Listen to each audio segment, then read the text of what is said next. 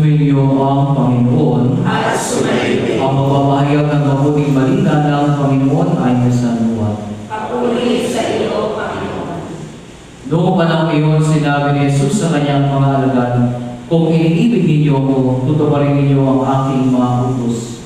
Dadalangin ako sama at kayo ibigay niya ng isang patnubay na magiging kasama ninyo magpakailanman. Ang umiibig sa akin ay tutupad ng aking salita. Iibigin siya ng aking Ama at kami sa Kanya at mananahan sa Kanya. Ang hindi umiibig sa akin ay hindi tumutupad sa aking mga salita.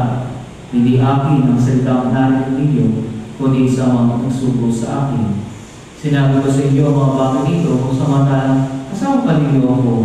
Ngunit ang patnubay, ang Espiritu Santo, na susuguin ng Ama sa pangalan mo, ang siyang magtuturo sa inyo ng lahat ng bagay at magpapaalala ng lahat ng sinabi ko sa inyo."